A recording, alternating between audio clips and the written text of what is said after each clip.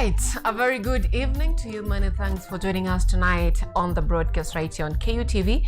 You're just in time for you to get informed on everything news. But first, before we get into informing you, let's get an introduction.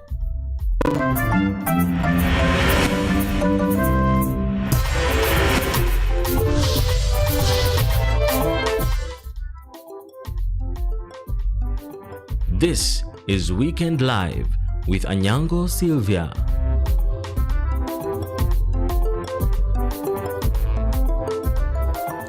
All right, on the sign language interpretation tonight is Naomi Ombui. Remember, this broadcast is also coming to you live on YouTube at KUTV News Kenya, and you can also interact with us on X at KUTV_Kenya or at Anyango Slyvia KE. We begin.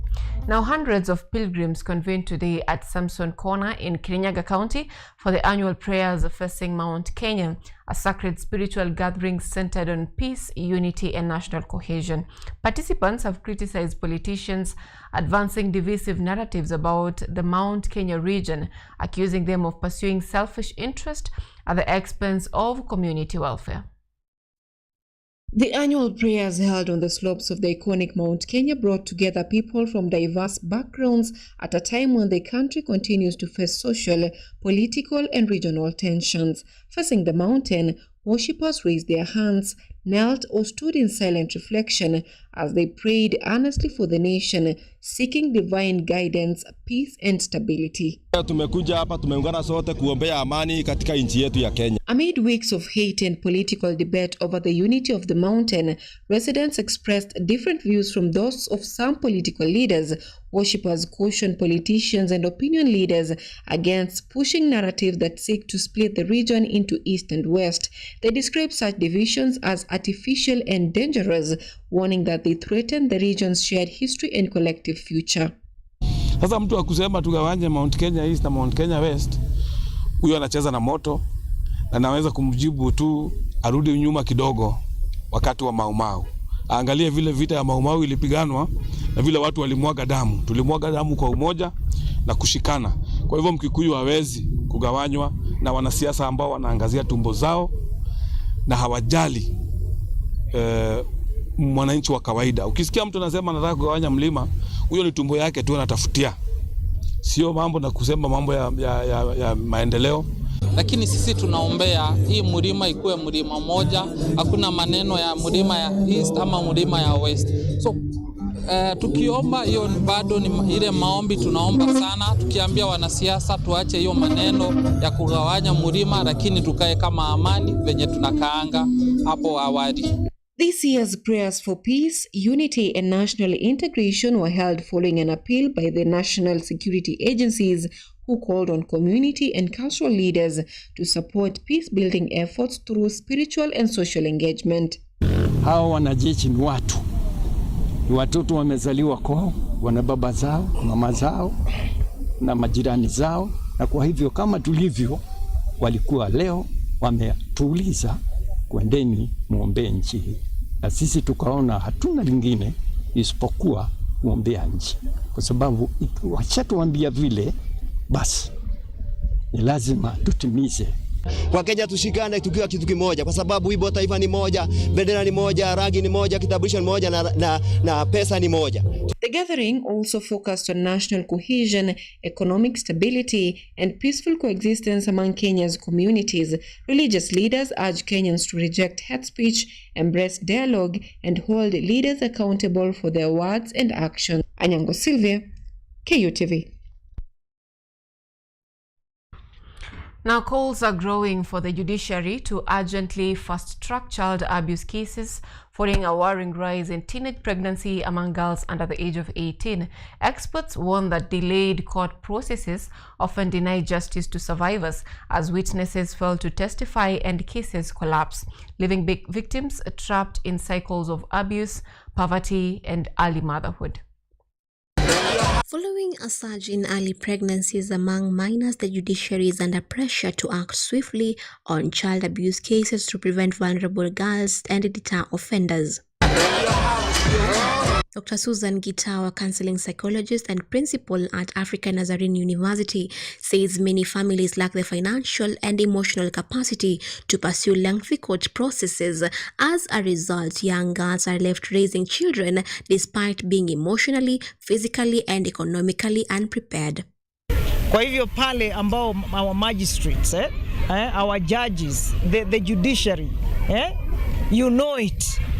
Na pia naomba jamii pia isinyamaze, kwa sababu tukinyamaza wale watu wataendelea kufanya hizi visa. She highlights informal settlements such as Kiandutu, where poverty exposes girls to manipulation, sexual abuse, and transactional sex. According to Dr. Gitau, perpetrators often exploit minors' lack of awareness, leaving them with lifelong trauma and loss of educational opportunities. Saa zingine hawa watu hawajui kufuatilia makesi. Maanake haki haitendeki papo hapo. Kwa hivyo unapata wamechoka, mtoto amezaa, na pale kotini labda wakiitwa, kama mwenye alipelekwa pale alisema hapana. Akiitwa na mwenye anatakiwa atoe ushuhuda hayupo. Kesi saa zingine inatupiliwa mbali.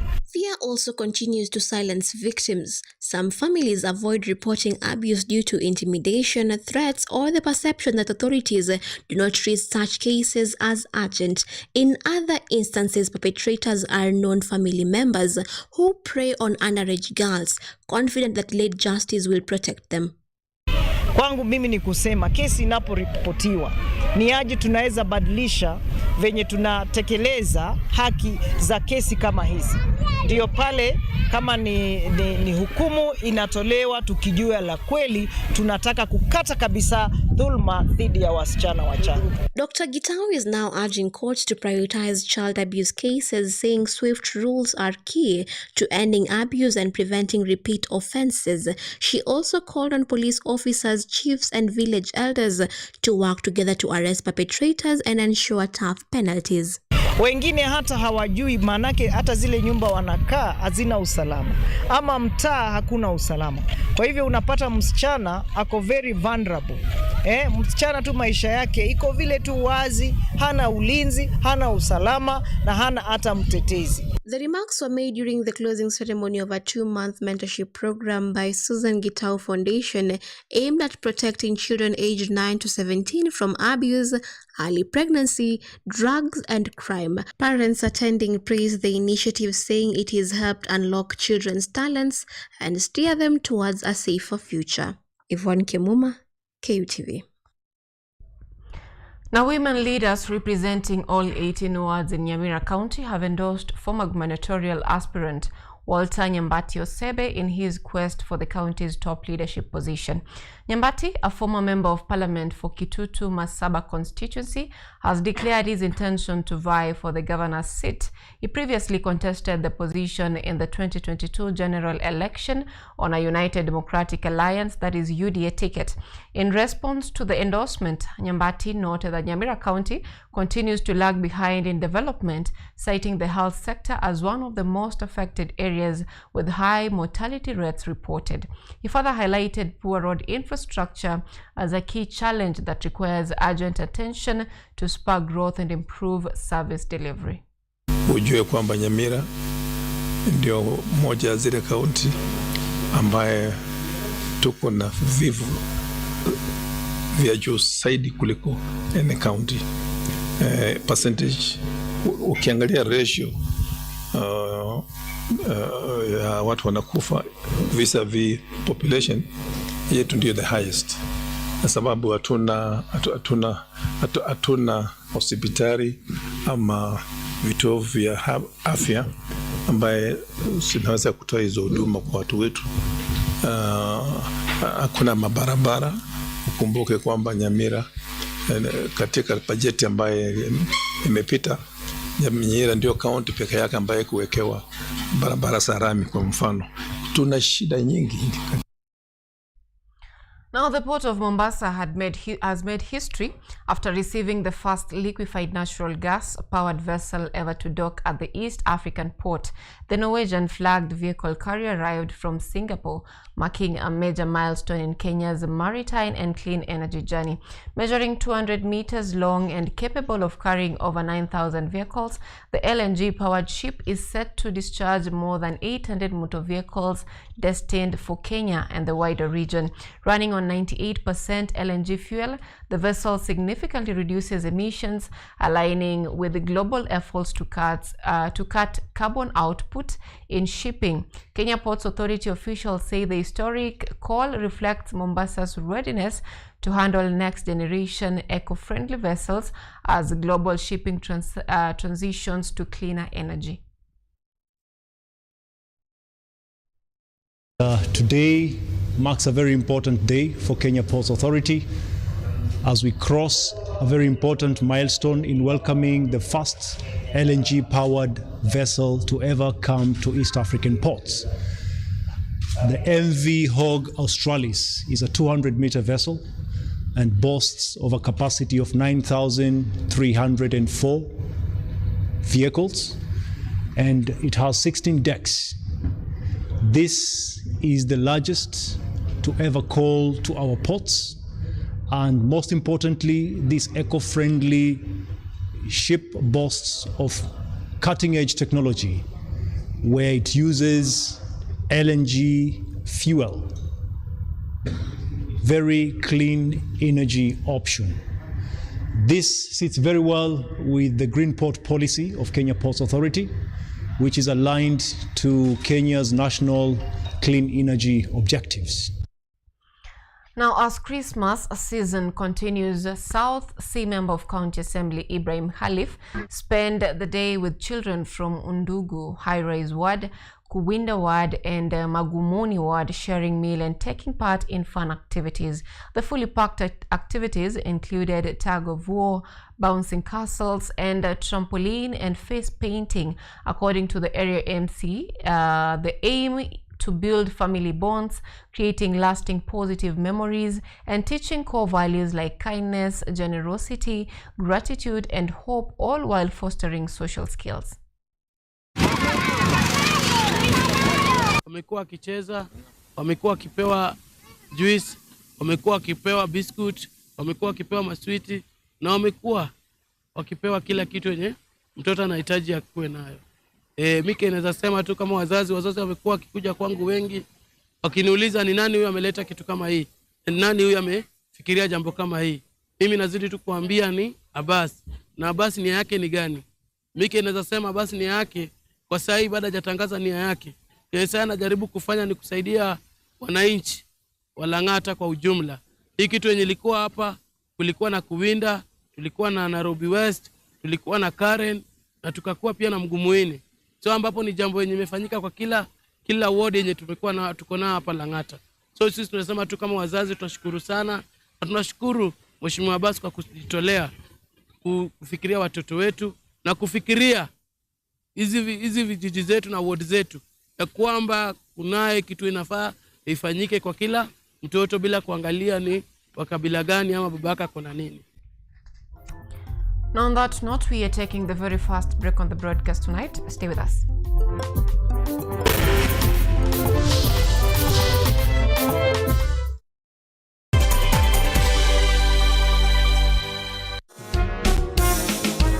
A new era, a new people. This is the Law Matters Show.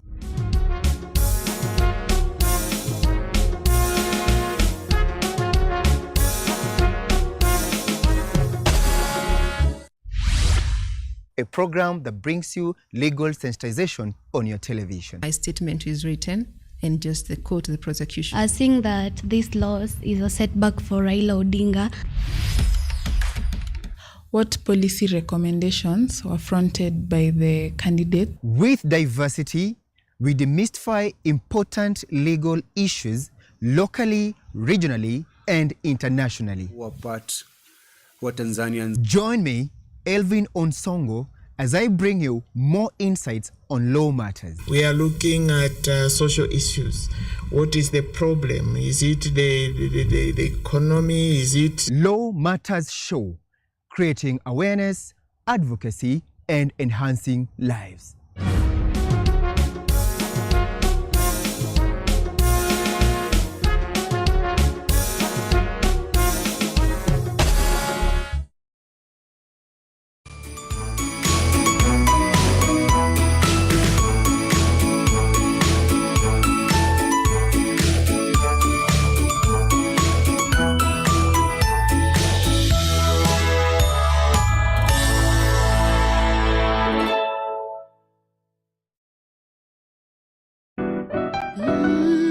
Miti miti, panda panda, miti miti. Our planet's future is in our hands. However, there is a threat to the brightness of this tomorrow. On EarthCheck, we share the challenges, the solutions, and the hope. I would call this a very momentous day, a very critical day. Every episode, every story, every step we take creates a ripple. Join me, the environmentalist Emmanuel Kutosi, on KUTV every Wednesday at 8 p.m. and be part of EarthCheck. Welcome.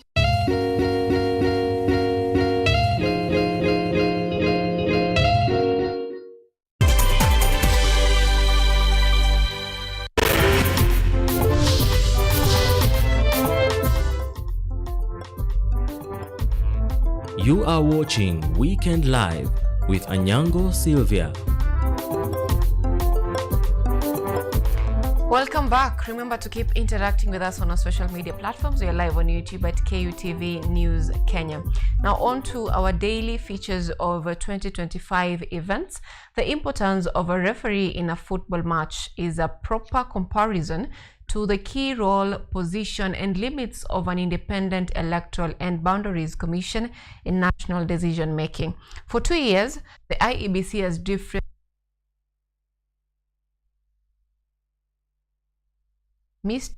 On the 11th of July 2025, at the Supreme Court buildings, Chief Justice Martha Koome had the task of presenting the oath of office to the chairman of the commission, which by then had become a ritual bringing clients before her in election petitions. The Independent Electoral and Boundaries Commission itself, with the Rasta Sedung the Kong inheriting the chair, which is the leadership compass of the IEBC in the country. The IEBC, which often fades from the public minds until the heat of an election season ignites, has overseen 3 national elections whose justice often stir deep emotions.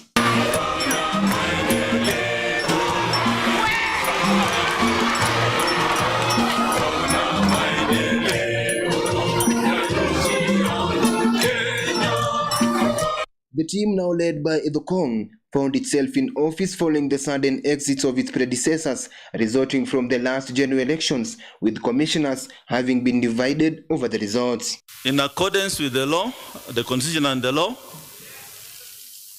I, Wafula Chebukati, chairperson of the Independent Electoral and Boundaries Commission, hereby declares that Ruto William Samoei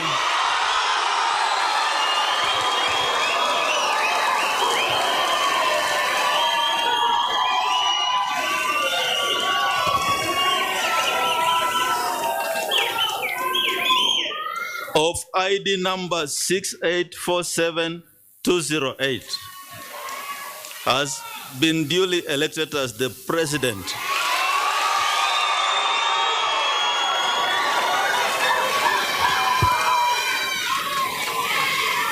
of the Republic of Kenya under the provisions of Article 138 of the Constitution in the presidential election held on 9th of day of August 2022. And those differences would have gotten a hearing at the Supreme Court before 7 judges led by Chief Justice Martha Koome to determine whether the candidate from the Kenya Kwanza political coalition was the president or not. you will note that if one was a legal Puritan, the main affidavit by the Honorable Raila Amolo Odinga is actually a defective affidavit. My learned teacher, Feroz Naroji, is here. You cannot start an affidavit with "we." I'm simply characterizing that affidavit. Number two, you will note that the affidavits offend Order 19, Rule 1 of the Civil Procedure Rules. The affidavits are full of hearsay. And I want to submit that Article 159 is the refuge of those who are on a fishing expedition. I'm inviting your lordships and your ladyships to examine those affidavits to their full effect. Number two, I want to be in a position to characterize what animated the petitioners to file this petition. And I'm submitting to you that this petition is an afterthought. Despite William Ruto being declared the winner, the IEBC commissioners could not move forward together. 3 of them resigned. 1 was dismissed, and Chebukati, unwavering, remained as the sole pilot left before his own retirement. An electoral commission typically controls and ensures integrity in electoral exercises. Their duties include the registration and maintenance of the voters' roll, the regulation of boundaries, the oversight of the political parties process, and the resolution of electoral disputes. Furthermore, it manages the registration of candidates in elections and provides voters civic education. Additionally, other important duties include the control of campaign spending by candidates or parties, developing a code of ethics for candidates and parties. The newly formed team faced its first test in November 2025 when it oversaw a by-election approximately 21 months before the major test of the national general election. Bribery is an election offense. Intimidation, harassment. So those election offenses are dealt with by the law, and these political actors know. They know they shouldn't be doing that. And if they are doing, all we need to do is let us have those cases reported with evidence, so that then, as I've said earlier, the Electoral Code of Conduct Enforcement Committee will examine the evidence, and on the basis of that will make a determination. There were many shortcomings that occurred, including violence on election day, apart from the weaknesses in controlling politicians. Sasa vijana wa Roko wamechukua bunduki yangu na wamenigonga hivi. Na mheshimiwa wangu ndio huyu. It is not fair. Look at what they have done to me. Currently, political excitement continues to smear. Si huyu Kasongo ameiba pesa mingi ya Kenya. Si lazima tumunyoe. Kasongo anyolewe asinyolewe. Typically, the cost of running the entire election exercise in Kenya cost the commission approximately 80 billion, which can be translated as 3,000 shillings per voter and 10 billion less than the amount set aside to deal with corruption in the 2025 budget. Despite the operational cost of the commission, the greater cost is Kenya's future and legitimacy elected leadership, whose midwife is the IEBC. Success to IEBC. I know there is a new IEBC team. We wish them the very best as they also work very hard to prove themselves in these elections. We don't want to let anybody down. Everybody must do their part. Those of us who are in the security sector must do our part. The voters must turn out, come out and vote. Exercise your right. We want to see huge turnouts around the country. Kwa hivyo jukumu lililo kubwa sana ni IEBC, tume mpya hii. Tume mpya ambayo zote tuelewa vile iliwekwa mamlakani. Sasa the lowest rated public institution kwa upande wa wananchi kutoamini ni tume ya IEBC. Furthermore, it is imperative that the Kong's team delivers democracy because it is the specific duty of those who crafted the commission, who are Kenyans, hoping to control not only the image but also the dignity of the nation. So when you decide, we've put in as a commission measures to ensure that the old practice where some politicians will come and collect your IDs and then transfer you without your knowledge to another polling station, that has stopped. because we will require you, when you want to do it yourself, you have to put your fingerprint to our KIMS kit or the biometric machine to ensure that you validate that transfer. If you want to have an impact, a lasting impact in society, your voter's card is the silver bullet. So please don't feel like this is all for nothing, because that is the biggest challenge that we have. Youth thinking and believing that their single vote will not make a difference. And that is what we want to urge the youth out there. Your single vote matters. The question now remaining on Kenyans' minds is the referee ready for the game, and does he have all the necessary tools to ensure the field is not compromised? Edward Nyamo, KUTV.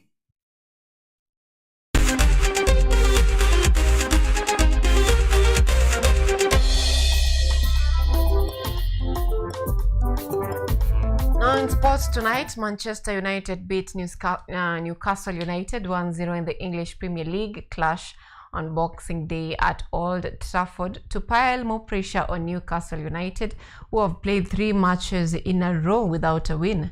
Patrick Dogu 24th minute volley powered the Red Devils into 5th place in the English Premier League table as Eddie Howe's boys continue to misfire. Man United is next in action against bottom club Wolves at Old Trafford on Tuesday, that is the 30th of December, while Newcastle travel to Burnley on the same night.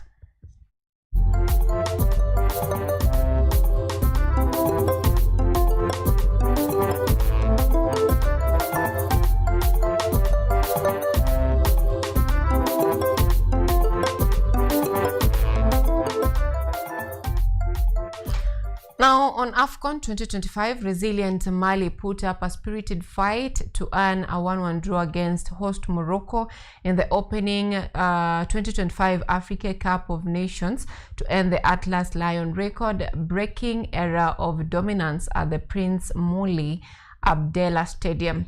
Brahim Diaz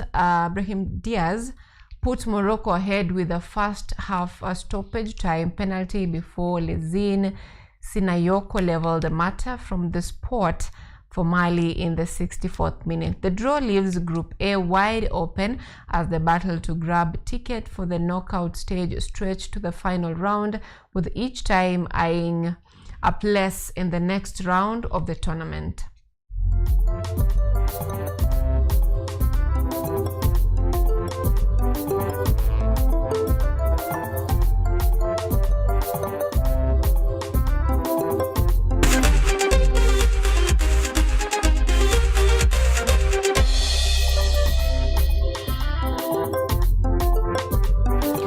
That brings us to the end of our broadcast tonight. On behalf of the production team, led by my producer Yvonne Kemuma and director Melton Conchela, thank you so much for choosing our news tonight. Our sign language interpreter tonight is Naomi Ombui, and I'm Anyango Sylvia. Have yourself a lovely night.